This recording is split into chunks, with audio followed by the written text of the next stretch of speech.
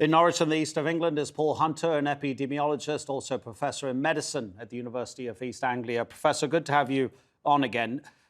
Should we be encouraged or discouraged about what we've heard today?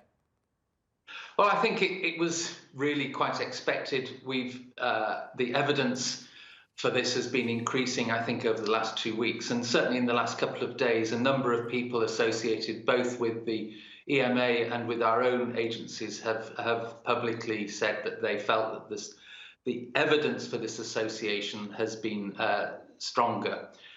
I think so. Today's wasn't necessarily that surprising an announcement.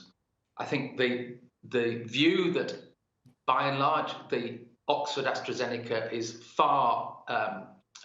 the benefits far outweigh the disadvantages are very clear and have been said by pretty much everyone. There is, however, this association which seems to be more likely in younger people rather than in older people, this potential side effect, which is the reverse of the risk of COVID itself, which is clearly more severe in older people than young people. So I think the decision, at least by our own agency in the UK, to suggest we find alternatives for the younger age group, people under 30, is the correct one. In terms of how an individual might react, obviously an anti-vaxxer will say this proves their point, but even a person who's prepared to have an injection might then begin to question whether the AstraZeneca one is the one that they should be taking. But then you've got the governments who are administering these programs around the world. India, for example, it's administered more AstraZeneca vaccinations than any other product. So is this actually going to be a setback, you think, in the global fight against the disease? Yeah, I mean, clearly, we would rather this not be the case, and it almost certainly will influence some people's decision-making, sadly.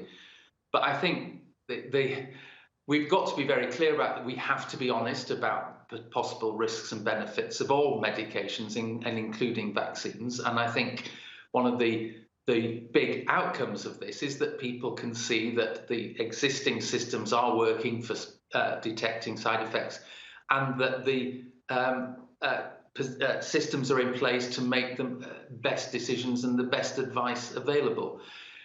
The concern, as you quite rightly say, is that anti-vaxxers and indeed others who are maybe just uncertain about what to do will stop going for vaccine when they've been called, and I think that is a real shame, because to a large extent, how well countries get out of this epidemic in the next year or two will depend on how effective their vaccination campaigns. So anything that delays and interrupts that campaign will undoubtedly prolong the epidemic and will increase the likelihood of fatalities and pressures on health services.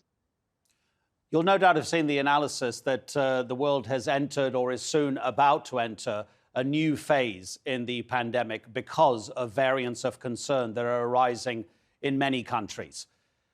Is vaccination I was just wondering, is vaccination being held up as too much of being the only hope of fighting the pandemic? Because whether they're effective or not, there's also the issue of how the vaccines will react against coronavirus variants of concern.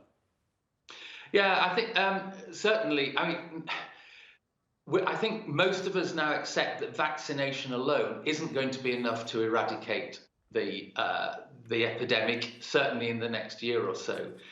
We are aware of new variants that are more resistant to previous immunity, whether that comes from vaccines or from natural infection. And this is seen particularly in the South African variant and the Brazilian variant, but another Californian variant has appeared, which also seems to be more resistant to vaccines.